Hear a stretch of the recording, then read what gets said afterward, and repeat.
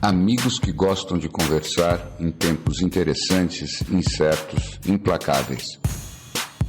Com o futuro suspenso e o passado cada dia mais distante, estamos aqui estacionados na condição humana, na tentativa de fazer uma nova vida funcionar. Cada dia é um passeio na neblina. E os elefantes estão soltos. Não usamos nomes, porque somos nós e somos ninguém. O que importa é a conversa e a vontade de gerar alguma luz. Boletim da Neblina.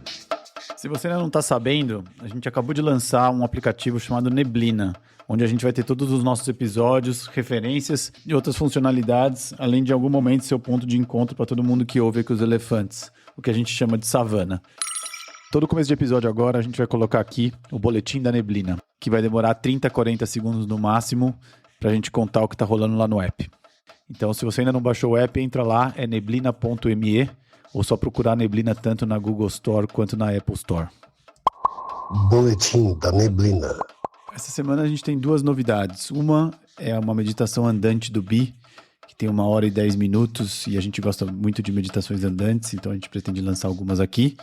E a outra é uma meditação introdutória de uma jornada de meditações que o Larry Gold está gravando. Essa jornada que o Gold está criando vai valer super a pena para quem está pensando em começar a meditar. Se você for uma dessas pessoas, confere lá. Desde que a gente lançou também, a gente recebeu vários feedbacks, aí, algumas coisas sobre os players e algumas funcionalidades que a gente está correndo atrás já para melhorar e evoluir. E é isso, no próximo a gente volta com mais novidades da Neblina. Era um cara que era de mercado e já tinha levado uma empresa para IPO e tal. E quando esse Randolph vem para ele, começa a tocar a empresa, no segundo ano ele fala: preciso ter uma conversa com você. E pensa o seguinte: um é o CEO e o outro é o investidor e um palpiteiro ali de como a Netflix deveria ser. E ele diz: então, eu cheguei a uma conclusão aqui que a melhor coisa para a empresa seria que você se afastasse do cargo de CEO. E eu fosse o novo CEO e você passasse a ser o COO. Por causa disso, eu acho que pro caminho que eu estou enxergando na empresa, você não é qualificado para fazer isso. E o cara conta que ele ouve aquilo, né? Imagina a primeira coisa que ele ouve na primeira conversa que os dois têm depois de 2 anos de Netflix, e ele vai para casa e tem essa... né? Cai essa conversa com a mulher dele e fala: cara, tem 2 opções aqui, e realmente as duas não são... elas são mutuamente excludentes. Que é o quê? Eu ter o melhor executivo para esta empresa e eu ser o CEO dessa empresa. E eu falei: o que é mais interessante para mim? Que a empresa dê certo. Claro. E eu vou ter que realmente fazer um exercício egóico aqui e deixar o cara tocar, porque isso ele sabe fazer melhor do que eu. E aí, cara, ele conta essa história e é o que ele disse, foi a notícia mais difícil que eu já recebi e consegui achar amor nela. Olha só. Então eu acho que essas críticas, essa que a gente passou agora há pouco aqui, estão nesse caminho também, tudo com amor. Claro, mas de qualquer modo, eu acho que tem esse tema para a gente refletir mesmo, que tem a ver com o AI, né? Que é o quanto que o AI está praticamente dominando toda a forma. Em pouco tempo, mas pouco tempo mesmo, ele vai, na forma, ser praticamente indistinguível daquilo que os humanos fazem. Em termos de vídeo, em termos de som, em termos... Como a gente estava falando agora há pouco. Já dá para sintetizar com AI a identidade da pessoa. E fazer a identidade da pessoa se manifestar ali, né? Com toda a clareza. E isso é uma realidade já incontornável. Isso já vai acontecer. Agora, a questão toda é onde que a gente fica nessa história toda. Então, o quanto que isso é alguma coisa que você abraça e será que certas pessoas vão simplesmente vender a sua identidade por um fee, alguma coisa assim. Não, pensa, um Robert De Niro, ele pode não fazer mais nada na vida, ele pode só vender os direitos de Robert De Niro e simplesmente dizer assim, ok, a única coisa que eu peço é que tenha sempre um aviso que isso é um AI-generated Robert De Niro. Né? E eu acho que tem uma história que é aquela da Scarlett Johansson, que os caras da OpenAI perguntaram se ela gostaria de licenciar a voz dela. Ela falou que não, eles criaram uma voz igual e fizeram, né? Então a pergunta aqui é, será que alguém... Ela processou e ela virou uma pessoa que está carregando essa bandeira dos limites do Eu acho AI. que não tem esse limite. Eu também acho. Tem até uma entrevista boa do Michael Ovitz. Não sei se você sabe quem é esse cara. Não. Ele ali, nesse simpósio, nesse summit que tem todo ano do All In, do podcast, eles fazem esse summit. Esse ano, um dos convidados foi o Michael Ovitz. Esse é o cara que descobriu a ideia de ter uma agência de talentos em Hollywood. Foi o primeiro cara, nos anos 60, ele era o agente do Sean Connery, na época de James Bond ainda. E foi o primeiro cara que anteveu, ou enxergou a ideia de que o mercado de música ia mudar completamente com o streaming. E tentou passar isso e fez uma parceria com algumas empresas de tecnologia. Na verdade, ele teve uma conversa em 1993. Isso na época que, pouco antes do Napster? Antes do Napster. Ele teve uma conversa com o Bill Gates em 1993 ou 94, quando a Microsoft ainda não era, né, nem perto do que é hoje, sobre o que vinha, né, de novidade do lado da tecnologia, para que ele pudesse tentar antecipar como impactaria no mercado E dessa conversa ele sai com essa sensação de que as coisas realmente, de umas 2, 3 conversas que ele tem, de que as coisas iam para essa tal da nuvem, que ninguém falava em nuvem ainda. E aí ele diz agora, né, a pergunta atual é justamente qual é a nova função do ator, né? E do ator, você pensar o seguinte, não é só, a gente está pensando só em Hollywood, mas a questão é, a princípio, se eu tiver um banco de dados de como alguém fez uma música, qual é o estilo musical de tal pessoa, você pode criar uma música do zero a partir disso. Né? Eu brinco disso, dá para fazer então, e não só isso, assim, acho que as possibilidades são infinitas, mas ele tem muito, ele diz que ele teve agora recentemente, ele investe muito nessa área também, que ele teve uma conversa com uma startup de Frankfurt, se não me engano, em algum lugar da Alemanha, não acho que não era Frankfurt, uma cidade pequena, menor. E essa turma apresentou para ele uma versão de um filme criado a partir de AI, com atores conhecidos, que eram basicamente atores que ele representava, e ele disse que era absolutamente impossível de saber a diferença entre uma performance real e a performance que ele assistiu. Impossível. Ele foi mais além. Né? Isso já é a minha interpretação, mas assim, é o Turing Test do mercado de entretenimento. Né? Então, seria realmente, no momento que um cara que mais entende disso... Esse foi o cara que levou para o Spielberg o Jurassic Park. Foi o primeiro filme feito sem roteiro. Não sei se você sabe disso. Não sabia disso. Diz que ele leu o livro, ele representava o autor... Você lembra o nome do autor? Michael Crichton. Ele representava o Michael Crichton, ele pegou o livro, leu numa noite e disse, olha, Spielberg, você precisa ler esse livro e eu preciso que você leia hoje. E disse que ele teve que ligar, porque o Spielberg estava proibido de ler livros à noite, de ler qualquer coisa à noite pela mulher. Então ele teve que ligar para a mulher do Spielberg, convencê-la, pedir uma sessão. Ele leu Jurassic Park e no dia seguinte ele ligou de manhã e falou, nós vamos fazer o filme. Mas, então, esse é o cara que nós estamos falando, que é o Turing Test do mercado de entretenimento.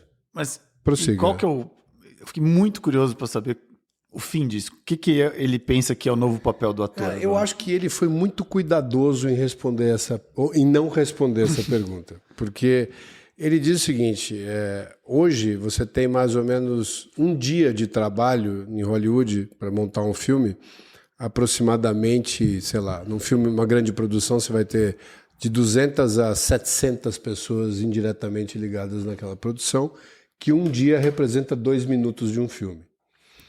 Então, o ponto é, você imagina onde vai parar isso tudo. Então, ele, claro, tem uma preocupação gigantesca com essa indústria do ponto de vista de... É a primeira indústria a ser impactada de várias indústrias que a gente imagina que eventualmente vão ser hiper impactadas. Mas essa, ele falou, não tem meio termo. Se no momento que isso realmente passar a ser royalties, não tem nenhuma função para o cara. Nenhuma. Não tem mais nenhuma iluminação, não tem mais roteiro, não tem nem dentro das... Agora, ele falou que tem uma coisa que é complicada nisso. Eu acho que isso que me chamou mais a atenção. Como é que eram tomadas as decisões, né? Pensa no início do cinema ali, cinema mudo ainda, né? Esses heads das grandes empresas de entretenimento, na época MGM, Universal, Lionsgate. Bom, Lionsgate é bem depois, mas enfim. Na época ele falou, tinha 5 estúdios. Century Fox. O Paramount Studios Paramount, e tal. Aí ele disse que, cara, era tudo do feeling do cara.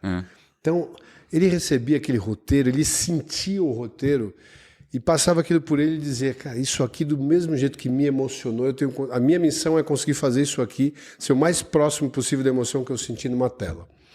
E hoje ele diz que é o caminho contrário. Primeiro vem uma coletânea absoluta de dados e, baseado no que as pessoas acham que querem, é criado um filme, por isso que você assiste Marvel capítulo 108. Porque não tem mais o risco de pegar uma coisa realmente que você lê, interpreta, sente e tenta transformar aquilo em tela. E eu acho que isso é uma coisa que me chamou mais atenção, porque ele diz, porra, como é que você... Esses filmes, Odisseia, de 2001, Blade Runner, cara, são filmes que basicamente ninguém imaginava que ela pudesse querer assistir aquilo. Matrix, ninguém falava disso. Então, como é que você vai tomar isso? Como é que a gente vai... E a gente fala aqui sempre de filmes. Desculpa, eu estou falando um monólogo longo aqui. Não. A gente está sempre falando de filmes depois que são referências que a gente traz de percepções, de parábolas que a gente viveu através dos filmes, né, nas nossas vidas. Como é que agora a gente vai fazer o caminho contrário? Começar a assistir coisas que a gente acha que quer assistir. O que vai vir de novo daí? Nossa. Olha... Desculpa, não. Eu preciso agora pegar o púlpito, porque, inclusive, tem uma sincronicidade muito interessante. Muito interessante. Sabe o que eu fiz ontem? Eu me inscrevi no Oldflix. Sabia que existe o Oldflix? Oldflix.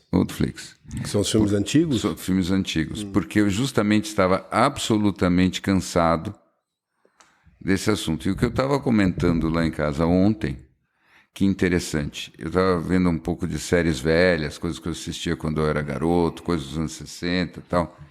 Como não tinha tecnologia nenhuma, tudo era criativo e simbólico. E um programa era muito diferente do outro.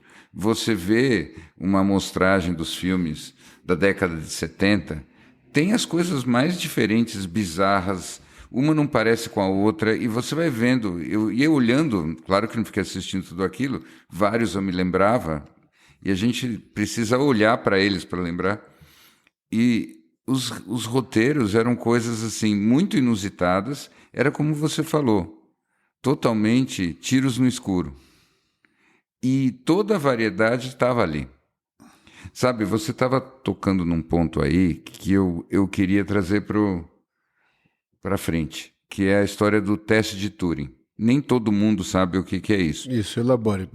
Mas para mim esse é um aspecto muito central do nosso tempo, inclusive. O teste de Turing, ele que era um grande cientista do início da computação, ele basicamente dizia que talvez, mas muito provavelmente um dia os computadores seriam capazes de, num perguntas e respostas com um ser humano, enganar um ser humano de que do outro lado tinha um ser humano também.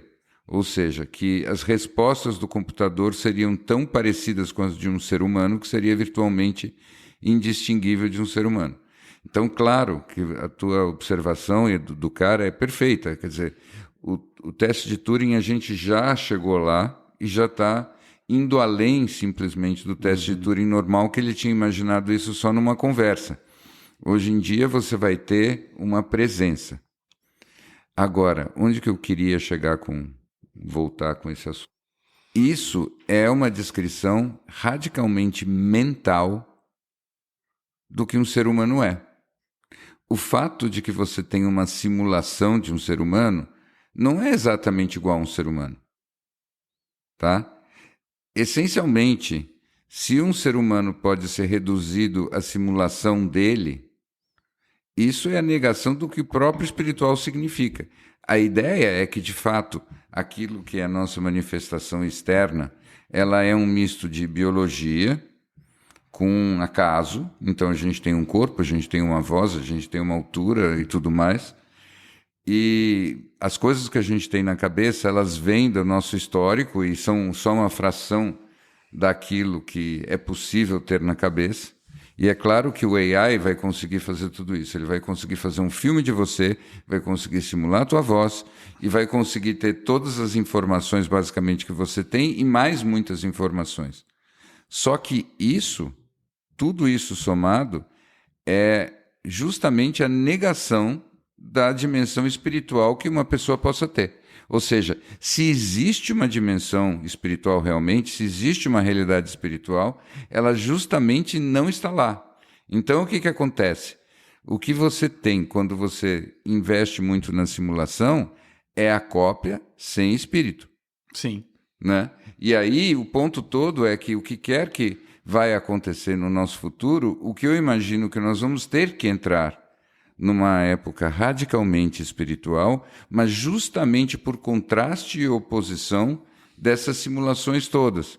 Na medida em que, se a gente se entregar à simulação, a gente vai se autodestruir. Na medida em que, se você acredita na fantasia aquilo que o Rudolf Steiner chamaria o demônio Ahriman, que é a ideia de que você acredita na digitalização completa do teu ser, se você é só isso, né? Então, realmente você não precisa existir.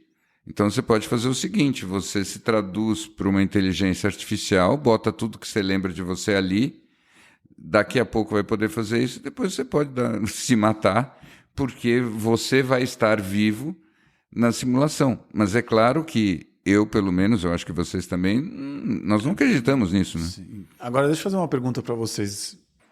Eu ouvindo vocês dois falarem, eu fiquei pensando se a gente, no fim, de um jeito muito torto, está chegando no fim da era das identidades. A nossa identidade não vai valer mais nada. Como rapidamente a minha voz, eu mesmo, minha imagem vai ser replicável, ela deixa de valer alguma coisa. A gente fala muito de identidade e desidentificação aqui, né? Essa é sempre uma conversa muito presente entre a gente. Agora, no fim, a ideia de ter uma identidade, de ter uma voz tal, vai para as cucuia, não vai?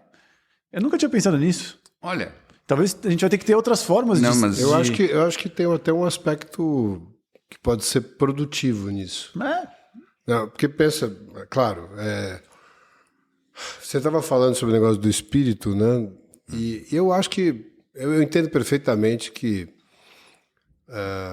não iria além do espírito. Não tem alma, né? Nesses aspectos do digital. Mas pensa o seguinte, eu estava lembrando daquele livro, acho que a gente já falou dele aqui algumas vezes, aquele Arte de Pensar Claramente. Já falou dele, né? Sim, do Rolf Donelli. E ele tem se não me engano, tem uma das coisas que ele analisa ali, ele chama de Survivor. É o viés de sobrevivência. Que é uma peculiaridade do... Acho que o Bi saiu da sala. Ele ficou bravo, gostou. Ele bateu... Ele jogou o headphone na mesa. Foi pegar um drink. Foi pegar um drink. É porque agora... Agora é o novo jeito dele até... Aos domingos ele faz um... Você vai trazer para o grupo ou é só você? Ele foi assim com uma velocidade, né? Bom... Eu até vou tentar me reconectar aqui com o raciocínio. Não, porque aquela história do viés de sobrevivência é a história da história que a gente... Enfim, a história da história não. É o que a gente conta pra gente quando vê alguma coisa na tela e, a partir daí, a gente cria uma história do que tem por trás daquela experiência, né? E por isso que a gente, quando está assistindo interpretando aquelas fotos do Instagram, né, a gente está assistindo um pedacinho da história e criando o resto na nossa cabeça. E eu acho que é nesse lugar que essa mudança do AI compete. Eu não acho que são nos outros lugares. Então, esse lugar, basicamente, é o seguinte. Você já viu uma história que o teu cérebro contava para você a partir de um pedaço de imagem e você vai continuar assistindo, talvez, um filme modificado ou digitalmente produzido e que vai competir com este tipo de imagem. Eu acho que aquelas coisas onde você buscava a alma, que você realmente se inspirava. E até eu vi uma frase aqui que eu lembrei de hoje, quando o Snow chegou tão inspirado aqui, eu falei, putz, a gente tem que aproveitar essas inspirações, porque a inspiração é perecível. Oh. Então, realmente, vem uma inspiração, a gente tem que pôr em prática imediatamente ali e tocar. Eu acho que essa história... Falei isso tudo para dizer que eu acho que disso tudo que você falou, Snow, talvez essas coisas que vão ficar tão comumente presentes, como alguém poder nos representar, seja por voz, seja por imagem, etc. Se você estiver fazendo um caminho de descobrir quem você já pulou pelo menos uns 10 degraus da via negativa. Pois é.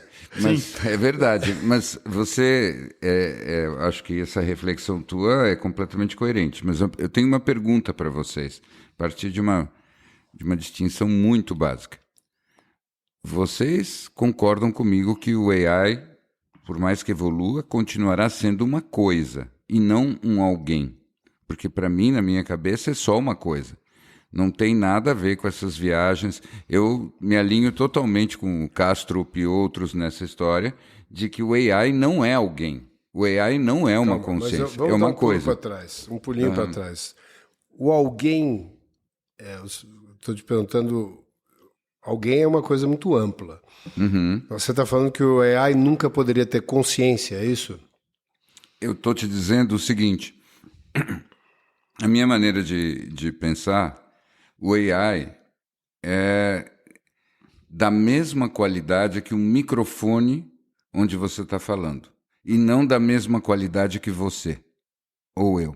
Tá? Então, ele não passa de um instrumento e de uma tecnologia. Então, para mim, na minha cabeça, a coisa funciona assim. Existe essa história que desse ponto de vista, eu sou humanista. Assim, nós estamos aqui para nos preocuparmos em qual é a maneira certa de viver, e consciência, antes de mais nada, é você se responsabilizar pelas consequências de tudo aquilo que você faz, inclusive daquilo que você pensa e daquilo que você sente. Quanto mais consciência você tem, mais responsabilidade você tem sobre tudo isso. Muito bem. Eu tenho a impressão que o AI não funciona da mesma maneira e ele, portanto, vai sempre ser um instrumento. Então, como é que é o modelo que eu tenho usado na cabeça? Claro que o AI já está aí, ele vai nos ajudar muito num monte de coisa.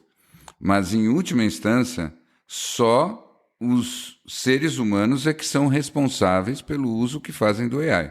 O AI é simplesmente um instrumento sofisticado. Bom, eu acho que a gente só... Para não virar um episódio sobre AI, que tem tudo para virar. AI. Acho que a gente pode dar uma pivotada aqui. Né? Porque... Podemos.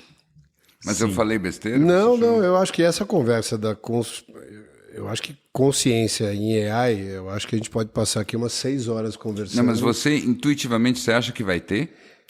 Eu acho que vai ser um tipo diferente de consciência. Sem alma. Sem alma. Mas então é um ser nós vivo? não estamos pivotando. Não, mas uma pergunta simples. Vocês, porque não tem justificativa não é um ou não. Ser vivo. É um ser vivo? Não é um ser vivo. Mas eu acho que se você pensar isso daqui 1000 anos, a conversa vai ser uma consciência sem alma. Eu não sei o que acontece depois, mas claro. Enfim, basicamente, vamos pivotar. Pivota que é melhor. Pivota. Que é melhor. Não tem como... A gente nunca deu uma capotada na reta durante um episódio, mas poderia ser a primeira vez. A pivotada na reta. Mas qual seria a pivotada? Você que puxou a pivotada, você estava indo para um lugar da consciência. Eu sinto que é só abrir a próxima gaveta aqui Porque, na verdade, toda essa história do AI veio hoje por conta de pequenas picardias que o Snow vem nos trazendo no nosso app novo, né? E que são muito interessantes e que a gente fica aqui sempre flertando com a vontade de trazer isso para dentro, mas com toda a responsabilidade que é trazer com cuidado. Então, isso que gerou toda essa conversa. Mas a reflexão boa, a gente não precisa falar de AI. Eu acho que a gente está num lugar muito mais legal até do que especulações sobre tecnologia. E a pergunta é, o que é o humano? É essa que é a pergunta que eu acho que interessa. Então, e isso, o AI é só como se fosse o espelho mais radical de uma coisa que já vinha antes. Então, é assim, nós temos produzido coisas e coisas e coisas nas nossas vidas e não é curioso que a gente chega numa hora em que a gente acha o máximo ir para o meio do mato e ficar dias sem eletricidade e sem conseguir ter sinal de celular e tudo mais, porque é aí que a gente vai realmente se encontrar com nós mesmos. Então, para mim, a história relevante que está por trás é que nós antes vivíamos num mundo que tinha um discurso estável sobre o que era o humano. Eu vou fazer uma pivotada gradual, vale?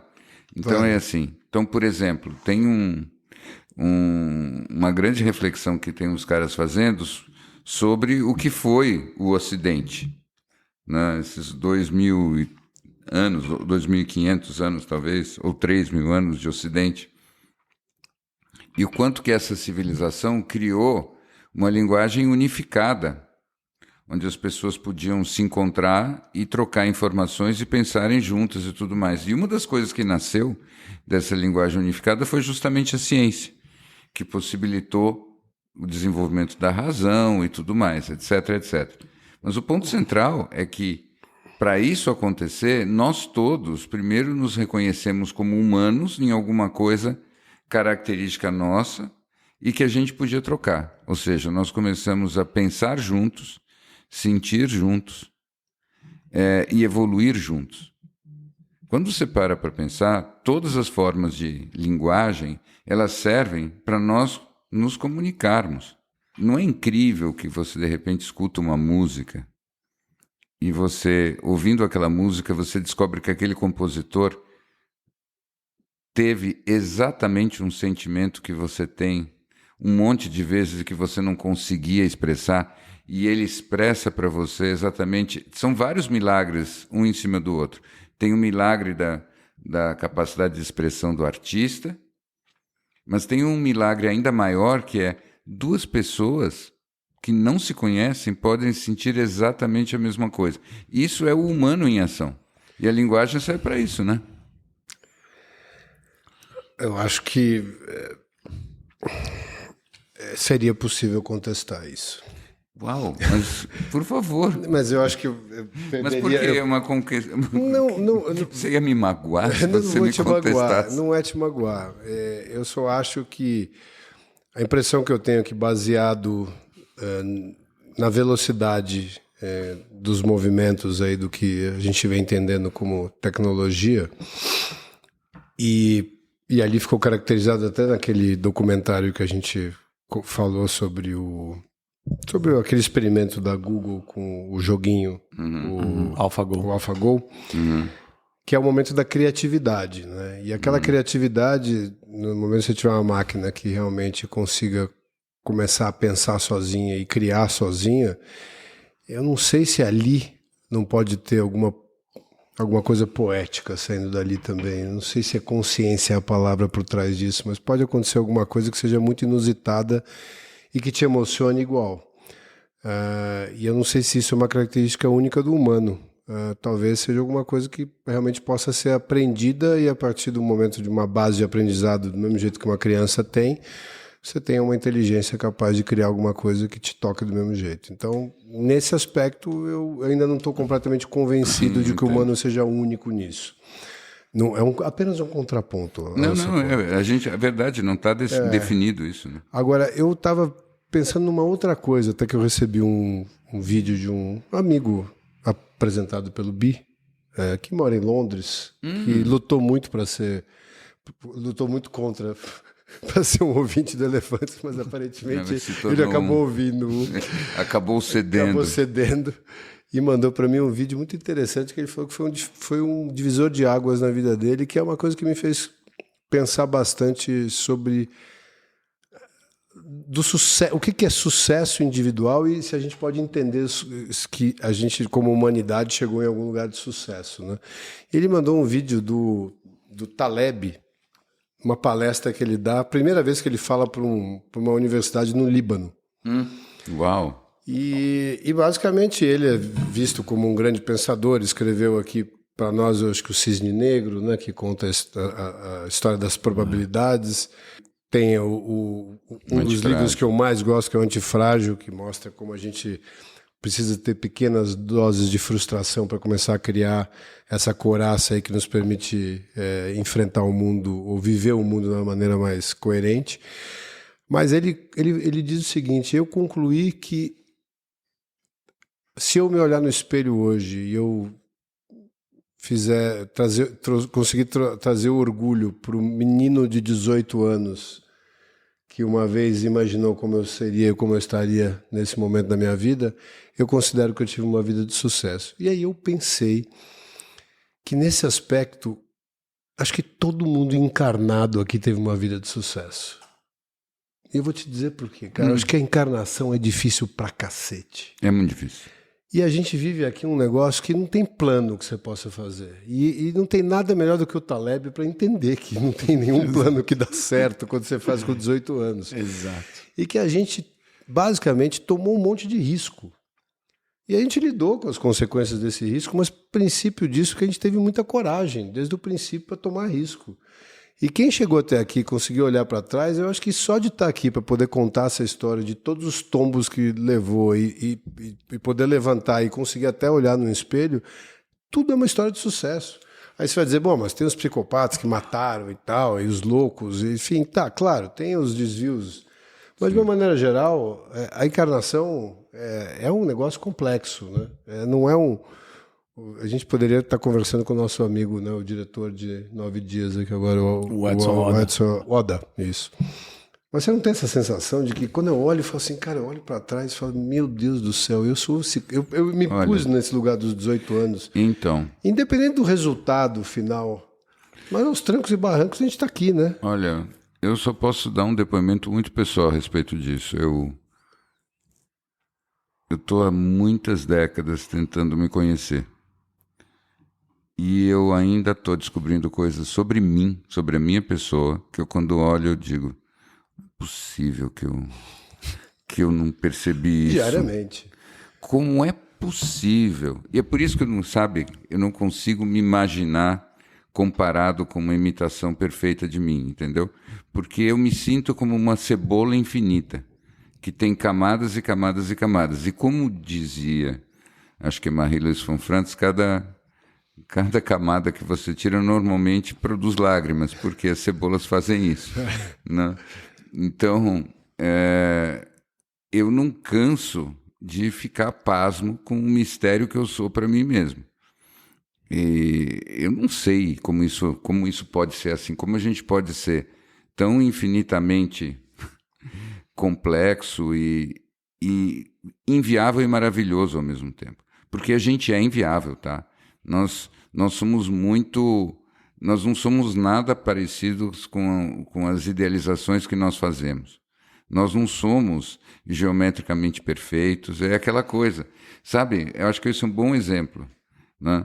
Como as nossas simetrias não são simétricas. Então você pega metade do teu corpo e aí você diz, pega a tua metade direita e diz para o AI, faz a metade esquerda ser a reflexo especular da metade direita. A pessoa vai olhar para o teu rosto e vai dizer, tem alguma coisa muito errada.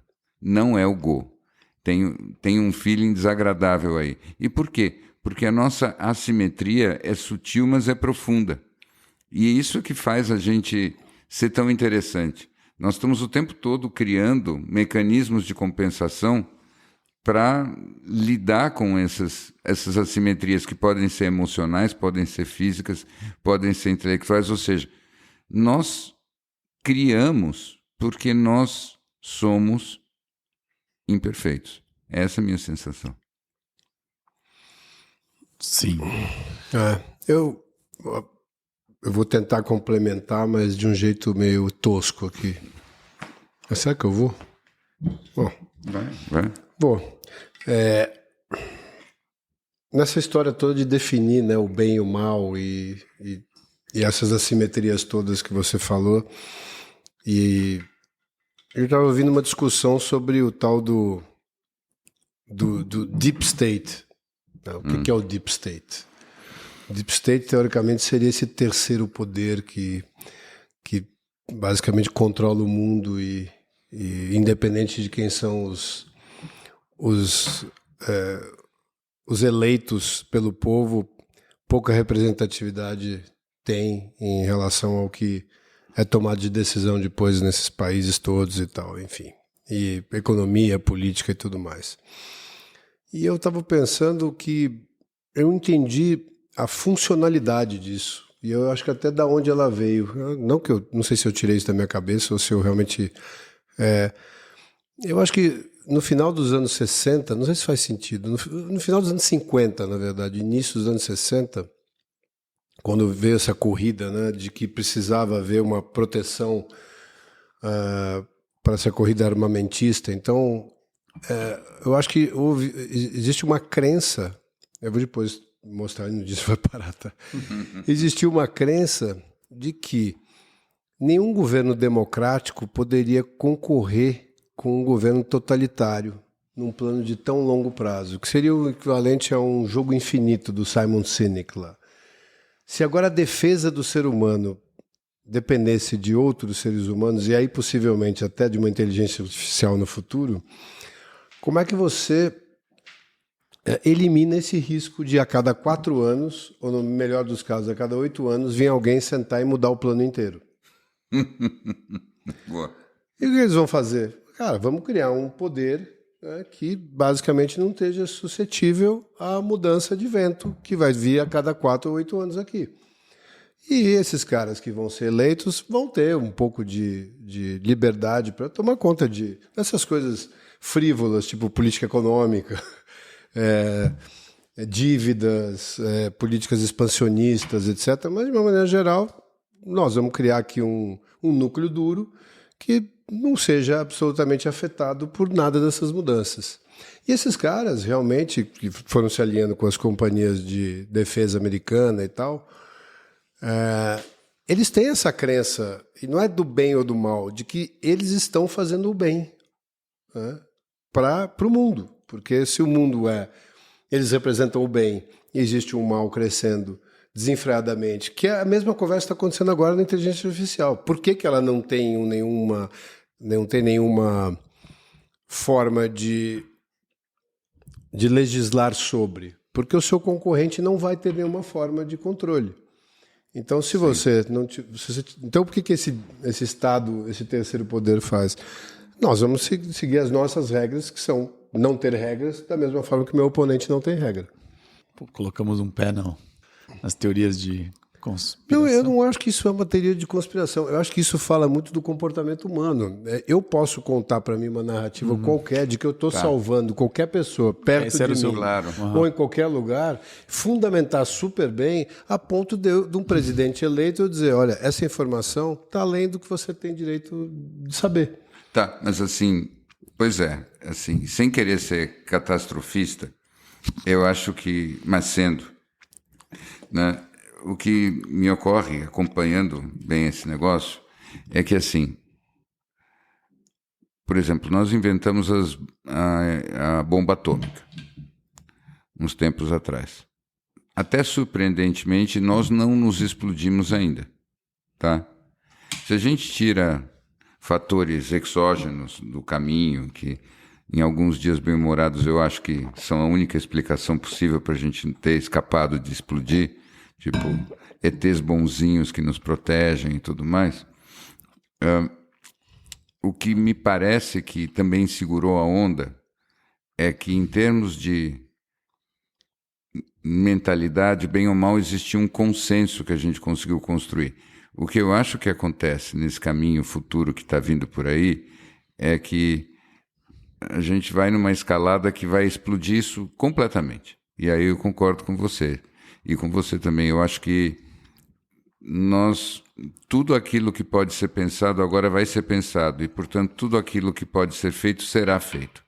Eu acho que Bom, esse aqui não é um podcast de geopolítica e de política econômica, então acho que a minha ideia não era pivotar para esse lado, era muito mais para... Eu acho que quando a gente traz isso para o microcosmos na nossa vida e a gente assiste muitas vezes comportamentos completamente assimétricos ou que façam muito pouco sentido em nome do bem comum, isso acontece tanto dentro da sua casa como num país ou no mundo. Eu acho que é muito mais de a gente entender que a parte e o todo, né? Que é uma coisa que a gente discutiu nessa nossa último encontro, né? Teve um dia que o Bi dedicou a esse tema, mas eu acho que tudo que a gente vai assistindo é uma projeção do que a gente vivencia de uma maneira talvez não tão óbvia, mas com a mesma retórica, com a mesma narrativa. E a gente usa isso para dentro de casa com o filho. Sim, em outras palavras, a gente pode fazendo se isso convencer. pro seu bem. Sim, a gente se convence. Se tem uma característica nossa, e eu acho até que você tocou inadvertidamente ou não, você tocou numa das principais razões pelas quais nós sempre nos surpreendemos conosco mesmos. Nós sempre encontramos uma racionalização, uma razão, uma história para justificar para nós mesmos aquilo que a gente vai fazer de qualquer jeito. Tá? Muito bom ponto. Então, o que a grande revelação que a gente tem a maior parte das vezes sobre nós mesmos é que essas razões, elas efetivamente vêm depois. Elas não são as causas, elas são um efeito de defesa que você cria para um equilíbrio de forças dentro de você que é muito mais primordial e eventualmente até mais obscuro do que você mesmo admitiria. Então, de certa maneira, você vai fazer certas coisas, você nem sabe exatamente por quê, mas você com certeza cria uma explicação que te convence. Isso para não levar em conta da pressão do externo, Claro. Mesmo quando você tem absoluta consciência de que o caminho que você escolheu é o que faz mais sentido, a pressão dessa maioria que vai contra esse caminho te influenciar na sua mudança de caminho. Tem até o experimento dos resultados da prova, né, quando você faz... fizeram, acho que na Suécia, se não me engano, colocam 4 pessoas na sala e passam um teste ali, e um deles, 3 eram figurantes e um era realmente quem estava fazendo o teste. E não eram coisas complexas, eram coisas que realmente você não precisava realmente pensar ou ter conhecimento prévio, ou não ser bom senso para responder. E aí, naturalmente, a pessoa responde com o bom senso necessário e ela tem direito a mudar a resposta na medida que ela ouça as outras pessoas. E todos respondem outra. E 70% das pessoas vão mudando as respostas, mesmo com todo o bom senso que elas deixam de lado para poder pivotar a resposta. Então, a gente subestima demais esse entorno. Por isso que agora a ideia de você buscar o seu caminho de conhecimento, de você saber aonde você vai pesquisar para você formar a sua opinião, e ainda limpar sua lente, que já vem com todos aqueles viés, cara, é um negócio... É brutal. Brutal. É brutal, né?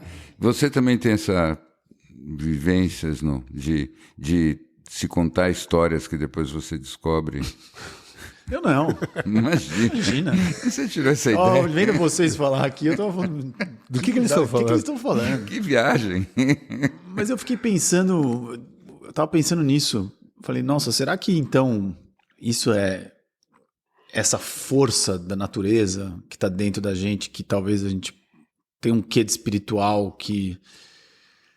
dessa loucura não racional que a gente vive e que nenhuma máquina vai poder mimetizar, dessa nossa irracionalidade que não faz sentido nenhum do que a gente vai viver, e que talvez isso nos faça de fato, sermos seres espirituais. E eu fico pensando se, no fim, tudo isso para esse novo momento não vai existir um chamado gigantesco para a gente voltar para essa mais pura forma, porque ou você vai estar totalmente inserido nessa loucura e já perder a sua identidade, porque ela já vai estar totalmente num emaranhado num tecido de identidades e coisas, ou você vai ter que dar um passo para trás e ouvir os seus instintos, sair de tudo isso de alguma forma, né? Não estou falando retirar-se e ir para o alto da montanha, mas talvez, eu não sei, eu acho que a gente de alguma forma vai ter que,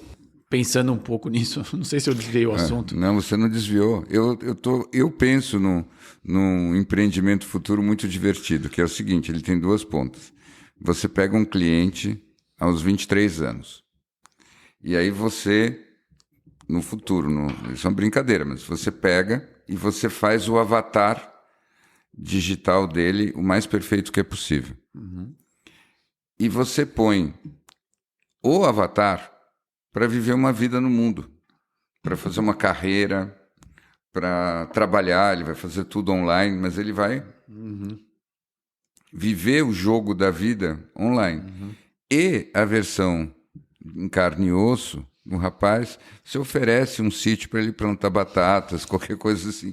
Tem uma vida próxima da natureza, enquanto ele assiste as peripécias do avatar dele. Nossa, meu avatar acaba de ser demitido, né? Teve um corte de pessoal. Vamos ver como é que ele vai se virar agora. Ele agora está falando com outro avatar que é um headhunter. Vamos ver. Nossa, ele foi contratado na Faria Lima. O bônus que meu avatar ganhou, se você soubesse, seria interessante, enquanto ele continua lá, basicamente, sabe, tomando banho de cachoeira, plantando as suas batatas, vivendo em contato com a natureza e fazer a vida desse jeito. Eu acho que isso... E como é que faz a vida desse jeito sem precisar fazer essa cisão? Pois é, eu ainda não sei a resposta, por isso que eu inventei essa prestação de serviço dupla. Você não faz isso de vez em quando com você mesmo? Claro, mas assim, a resposta para poder fazer isso é você fazer um trabalho de consciência que envolve você se enxergar cada vez mais de fora, ao mesmo tempo que você vai entendendo esses mecanismos todos, e de qualquer modo, para isso você precisa de bastante vida. Não é que você faz a simulação só, você vive a simulação e você, assim que as coisas acontecem, você, o mais cedo possível, você faz essa testemunha. Tem muito a ver com a meditação reversa que você uma vez mencionou. Uhum. Então, você está sentindo as coisas, está vivendo as coisas e, ao mesmo tempo, você diz, isso é o meu avatar. Isso é o meu avatar sentindo e vivendo. E é claro que isso é alguma coisa profundamente budista na essência. E, a propósito, aquilo que nós estávamos conversando a respeito das histórias que a gente conta, a gente, sem estar muito consciente disso, a gente mergulhou de cabeça na piscina do Schopenhauer. Era puro Schopenhauer isso, porque a filosofia dele era justamente essa ideia de que existe uma vontade inconsciente, que é a vontade de viver e de fazer as coisas, e fora isso existem as nossas representações, que são as nossas ideias, as nossas explicações, as nossas construções mentais. E elas estão ali para dar um complemento e, às vezes, até uma máscara para aquilo que é a vontade obscura da vida que se manifesta em nós.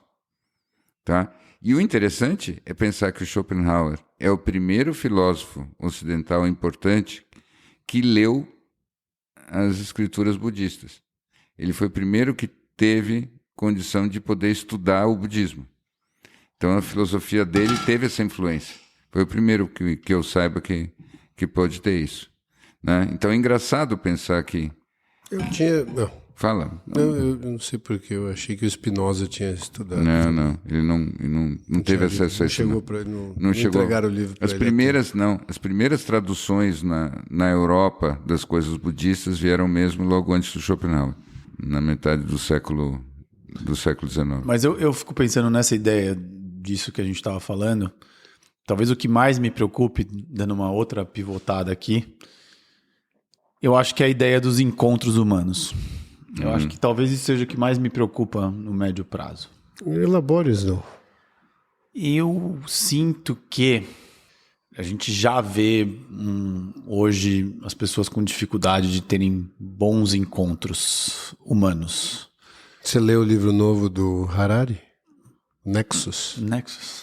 Não. Ele está falando disso. Você está falando disso. Você tá falando disso? Não A vi. gente, aliás, se vocês nos permitem, a gente está fazendo uma resenha do livro dele. É mesmo? É uma cripto-resenha essa conversa. Eu não li o livro do... E o mais interessante, você leu, Hugo, o livro. Na verdade, eu assisti ele falando sobre o livro. Então, eu também não li o livro. Eu não li ainda. Mas você sabe que eu li uma resenha sobre o livro que mostra que o livro tem muito a ver, mas o defeito do livro é que, na verdade, as conversas são tantas conversas que a gente está tendo o tempo todo, inclusive o próprio Harari, que dá uma sensação de que... Você já viu aquilo tudo, né? Que você estou lendo aquele livro para quê? Né? Mas a gente está fazendo uma resenha do livro dele sem querer. Enfim, mas eu sinto que o grande questão real para mim que eu vejo conversando com muitas pessoas e vendo e trocando é a qualidade dos encontros e como fazer eles acontecerem. E não estou falando só de relações amorosas, não. Estou falando de amizades, de bons encontros profissionais. E o que eu vejo é que nessas em que a gente está neste nível dessa migração do físico para o digital, para a inteligência artificial, eu acho que como a gente conseguia produzir esses encontros e a nossa expectativa sobre eles era muito diferente. E o que eu vejo, a maior parte das pessoas hoje, com uma dificuldade absurda de conseguir ter encontros com trocas relevantes e verdadeiras. E eu acho que isso, para mim, no médio prazo, é o que o que mais é o que mais me chama. A mim também, porque, sabe, no fim do dia... se você for pegar, talvez, o ingrediente mais central para o encontro verdadeiro, dado que ele é muito mais uma idealização do que alguma coisa que você consegue, assim, eu falo o encontro verdadeiro como se eu pudesse afirmar que eu tenho vários. Eu tento todo dia me aproximar mais do que seria esse encontro verdadeiro, mas a dificuldade dele é o quanto que ele exige de coragem. É uma coragem que não passa. Você precisa renovar a sua coragem para poder experimentar o encontro verdadeiro. Por quê? Porque é uma busca de verdade e do não controle dentro da verdade, e isso é totalmente contrário justamente ao que eu estava mencionando antes, que são as historinhas que a gente conta na cabeça. No momento que você olha para o outro e conta uma história a respeito dele, você tem uma tentação enorme de começar a se relacionar com essa história. Né? E no momento que você se relaciona com essa história, você está saindo do encontro verdadeiro e você vai indo para as narrativas cada vez mais estabilizantes e confortáveis que você cria a respeito do outro. E aí você precisa de uma crise enorme na relação para poder ver todas aquelas histórias caírem por terra e você olhar para o outro e perceber que ele está agindo e dizendo e sentindo de uma maneira que não combina com toda aquela trama de histórias a respeito dele que você construiu durante anos. E aí você diz assim, caramba, o que eu fiz? O que a gente está fazendo aqui? Então, desculpa, fala. Eu só queria falar assim, e qual que é o antídoto disso? Eu vou te falar, não é o meu antídoto, tá? Mas é uma frase que eu ouvi do Alan Watts, que diz o seguinte, ele diz, bom, em inglês vou tentar traduzir de uma maneira mais, ele diz, only suckers put the hope in the future. E ele diz, só os trouxas colocam esperança no futuro. Né? Mas o que ele quer dizer com isso? Ele quer dizer o seguinte, o antídoto disso é cada encontro ser uma despedida. Uou. Que bem. Se você tratar aquele encontro como a última vez que você vai ver, não pelo lado negativo, né? Positivo ou negativo, quer dizer, putz, ainda bem que eu não vou ver de novo, não é isso. Não é isso. Assim, eu tenho oportunidade, se eu estiver ali, e seja o nosso, que pode ser, né? Claro. Possivelmente o último encontro. Ouvintes, o Gol acabou de explicar o fenômeno do ghosting moderno. Não, mas não é isso. Nossa, meu Deus, tem muito nexo para fazer aí.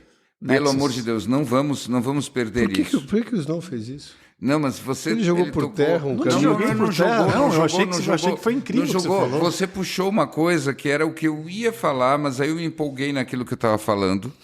E agora você trouxe de volta essa continuação. Porque eu vou dizer uma coisa, é uma prática que eu comecei a usar recentemente e é absolutamente Não, mas é incrível, maravilhoso. É incrível. Mas essencialmente... Até alguns encontros que normalmente eu não gostava de ter, eu comecei a enxergar de uma maneira completamente diferente. Você não nunca funciona. sabe, e você nunca sabe mesmo, porque inclusive você nunca sabe por quanto tempo você vai estar vivo, primeira coisa, mas a essência da história, para mim, pelo menos, e eu acho que isso daí é perfeito, por trás dessa história, dessa despedida, o que você tem você está enfrentando o tempo todo a coragem, né, do risco, da perda e da rejeição, que é essencialmente o problema que nos faz ficar contando histórias. Nós vivemos constantemente no medo, no encontro da perda e da rejeição. E por causa disso, a gente cria todos essas artimanhas, esses artifícios. Esse instrumento do Alan Watts, ele é perfeito nessa direção.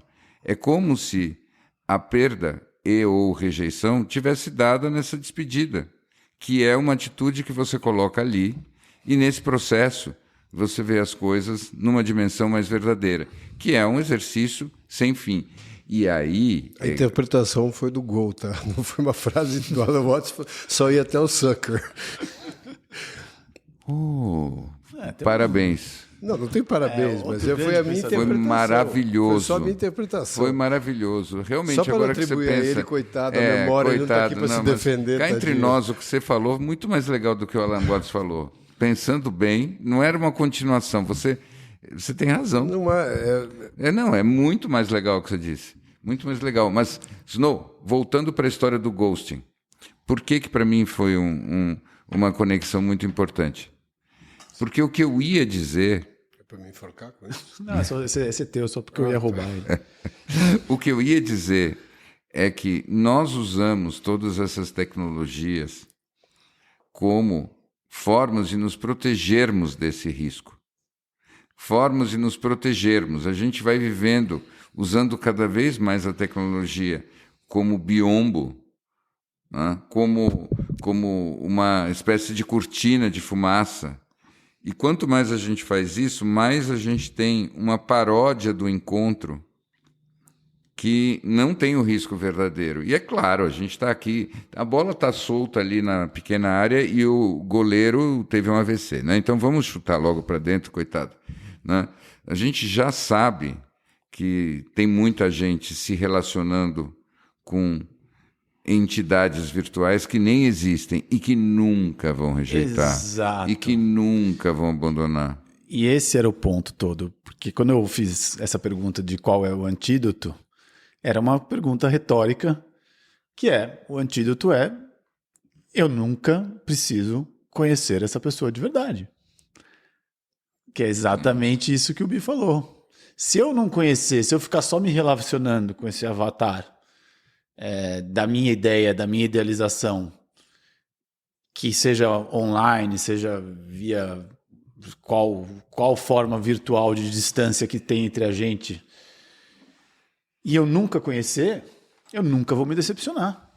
E esse é o principal antídoto. E é aí que me preocupa, porque a gente evoluindo um pouco mais aí as questões físicas e reprodutivas, acabou. Por que eu vou ter que conhecer uma pessoa que vai me decepcionar? Por isso que eu vim com a fantasia de ficção científica tão irônica, que era essa história de pegar o cliente de 23 anos, que obviamente não é para levar a sério, porque justamente é o auge daquela ansiedade de como vai ser a minha vida e eu vou ter que enfrentar o mundo, e eu vou ter que me enfrentar. Mas eu acho que isso vai contra... Pode ser que exista por um tempo e pode ser que até a sociedade acabe por conta disso. Uhum. Mas eu ainda acho que no nosso DNA mais profundo, naquela molécula mais perene, a gente veio aqui para tomar risco.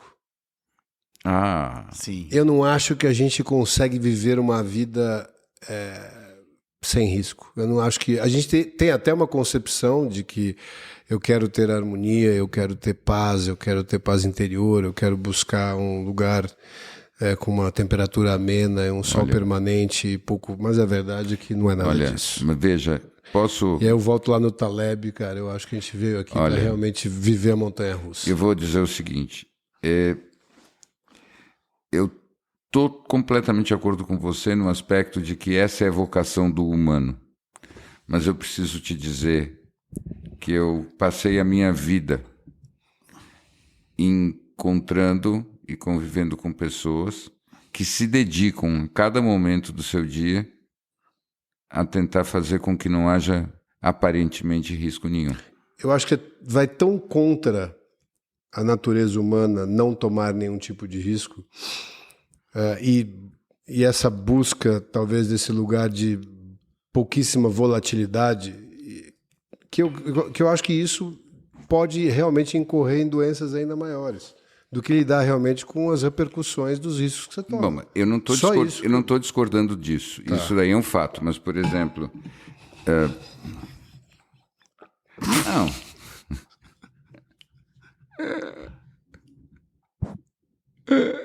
Você está muito engraçado. Vai ter que...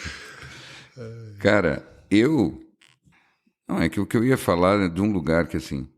Por exemplo, os meus pais passaram a vida inteira deles fugindo completamente do risco. Você pode até dizer que eles deveriam ter feito terapia, mas não fizeram. E eu conheço um monte de gente assim, que consegue ter uma vida inteira em que escapa do risco. Não é saudável, eu concordo plenamente com você. Mas o ponto todo é que as pessoas conseguem viver fora desse lugar e mais, eu acho que muito do que as religiões oferecem é justamente mas vamos entender isso. uma coisa. Risco não é uma coisa parametrizada sob o ponto de vista... Eu acho que não é uma coisa normalizada. Eu acho que o risco... Você pode ter uma vida onde tomar o risco seja sair sozinho de casa porque você tem muito medo do que tem fora, e o risco pode ser ir para uma guerra. São completamente diferentes. Eu acho que a ideia de você ir contra o conforto em todas as situações é inerente ao ser humano, porque as descobertas só existem a partir disso. E uma vida sem descobertas é uma vida pior do que a não examinada. Não, eu concordo com você. É só nesse lugar que eu... Não, eu concordo. Mas eu insisto, eu acho que as pessoas, elas tentam negar isso por sua própria conta e risco. E o resultado, muitas vezes, acaba sendo nocivo, porque se você não se arrisca, você aprende muito pouco sobre você mesmo. Então, as coisas vão acumulando dentro de você, mas os mecanismos de dissociação e de repressão têm tudo a ver com esse assunto, né? Então, por exemplo, quando a gente estuda os diferentes tipos de emoção, vocês devem saber isso, né? Existem as emoções que são centrais, cerne, que são aquelas que, por exemplo, aparecem no Divertidamente. Mas existem emoções que são emoções inibitórias, como, por exemplo, a culpa, a vergonha, a ansiedade. São emoções que existem para tentar impedir você de viver o risco de se soltar as emoções principais. Então as pessoas ficam lá na ansiedade, na culpa, na vergonha, e muita gente vive a vida em função desses lugares, e na verdade essas emoções estão ali criando balizas para que as pessoas não se arrisquem. E aí elas precisam lidar com anestesias para poder suportar essas emoções. E aí o que elas fazem? Elas ficam na internet, elas bebem, elas comem demais, elas se dedicam à pornografia ou qualquer outra coisa. Por quê? Porque ou elas simplesmente ficam todas dissociadas, porque assim elas anestesiam essas emoções desagradáveis que, por sua vez, estão lá só para que aquelas pessoas não se arrisquem, né? São os mecanismos neuróticos mais variados que a gente tem. E eu acho que isso, tudo que você descreveu, também é um risco. É o risco de não viver. Que as pessoas estão dispostas a tomar. Tá. É isso. Sim. Eu penso... Desse jeito eu concordo. Sobre esse prisma até dos seus pais, que eu não sei se isso vai pro ar ou não, mas Também não. enfim, a minha mãe é uma pessoa que era absolutamente avessa a risco, de todas as formas possíveis. Só que ela teve eu de filho. O algoritmo dela foi pro saco. Bad luck.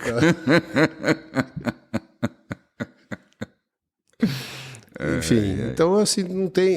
Eu acho que é possível, claro. Hoje a gente tem muito mais formas de evitar lidar com a vida, lidar com os encontros, lidar com os riscos dos encontros. Eu acho que isso está mais acessível do que nunca, não tem dúvida nenhuma. Mas ainda assim, acho que num componente do humano, ele tem essa sensação diária de estar indo contra alguma coisa biologicamente programada, que é experimentar a diversidade, experimentar o novo e crescer a partir disso, seja o resultado que for. Então, ainda assim, essa decisão para mim é uma decisão arriscadíssima, de não viver. Interessante porque você trazendo esse tema, você está fazendo de alguma maneira um nexo. Puxa, que bom. Calma. Você não... Depois a gente pede pro Harari fazer um pix pra gente. Não, de nexos, né? De nexos. Não, tá tudo bem. Tira nexo e bota uma conexão mitológica com o tema com que a gente começou, que é o tema da tecnologia. Por quê? Porque o que você está falando é do componente prometeico da natureza humana. Tá? E Prometeu é aquele titã que roubou o fogo dos deuses para que não ficasse só com os deuses e pudesse vir para os humanos. E esse fogo é justamente o fogo que possibilita a criação de todas as coisas que nós fazemos, inclusive a tecnologia. E esse roubo foi literalmente uma transgressão enorme que ofereceu para os homens a possibilidade deles se arriscarem. Antes disso, antes desse fogo prometeico ter vindo para nós não tínhamos como nos arriscarmos, nós não tínhamos como criar. Então, e aí é claro que o mito é muito bacana, porque tem a penitência de Prometeu, porque Prometeu, ele por sua vez é imortal, mas ele tem que ser punido, então ele passa a eternidade amarrado numa pedra, e metade do tempo vem uma águia e come o fígado dele. E aí a outra metade do tempo o fígado dele se refaz. E é muito interessante esse simbolismo, porque o fígado está diretamente relacionado com as vontades, os impulsos e as impaciências. Então você imagina que é quase como se fosse isso, essa projeção no futuro, que é também o fogo de Prometeu, e que também vai fazer com que a gente se frustre. Né? Para mim, pelo menos essa é sempre a interpretação que eu fiz, que a águia que come teu fígado é o futuro não correspondendo às suas expectativas. Mas você precisa de uma ideia de futuro. Então, se você não imaginasse um futuro, você não poderia criar. Se você não imaginasse um futuro diferente do presente, você não poderia se arriscar. Então, na verdade, o que Prometeu roubou dos deuses é a noção de futuro. Antes de Prometeu, a consciência humana não tinha futuro nenhum. E você poder se orientar de uma forma que seja evolutiva, criativa e que envolva crescimento, depende de uma imagem de futuro. Mesmo que essa imagem de futuro nunca se realize. Ela não é feita para isso, mas ela é feita para direcionar você na direção de um risco. Kabam. Só uma pergunta. O foguete de Interstellar chamava Prometeu? Não sei. É? Eu acho que sim. Ou é de algum filme? Eu acho que tem um filme do Ridley Scott que se chama Prometheus. Prometeu. Mas eu acho que também... Tem muitas coisas que se chamam Prometheus. Prometeu... e sem falar no que a própria palavra diz, que é engraçado, né? Porque no português ele prometeu, né? Ele prometeu mesmo. E essa promessa, né? É interessante, porque você vê, o pró tem a ver com o futuro, mas você tem o metis, que tem a ver com a inteligência, a esperteza, a astúcia. Então, o Prometeu é aquele que personifica mesmo a inteligência que se volta lá para frente, que antecipa as coisas. Então, essa é a ideia que está por trás. E nós precisamos desesperadamente do fogo de Prometeu.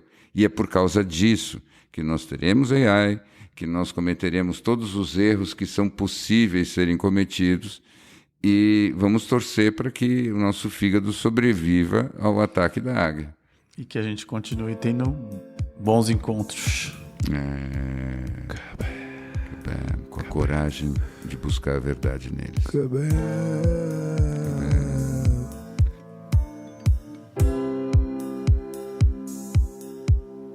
And when we break, it's so hard.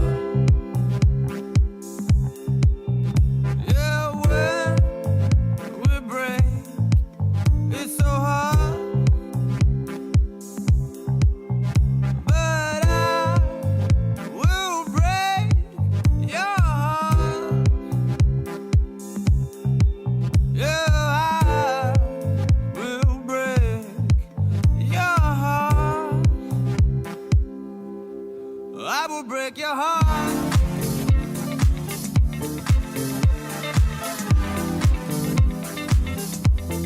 I will break your heart.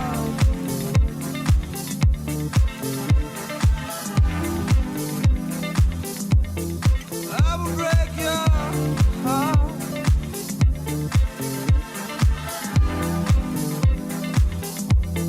I will break your heart.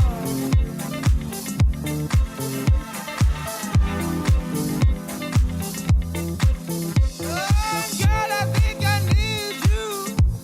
I need you inside. And I should be beside you tonight. And girl, I think I need you inside. And I should be beside you tonight. Beside you tonight.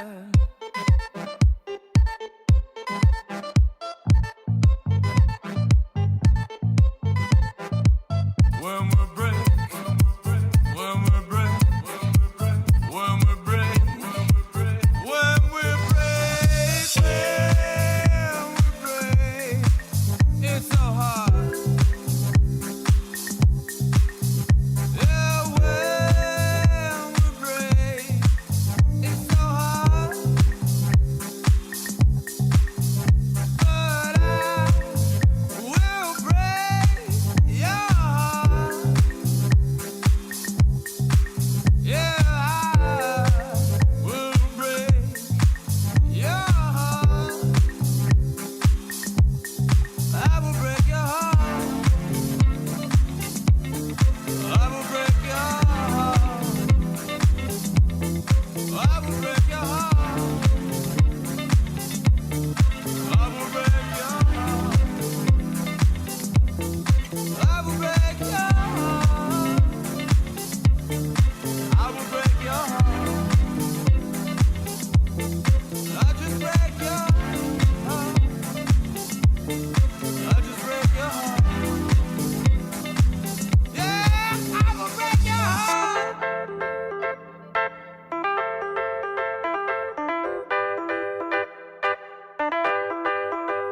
Ooh, yeah.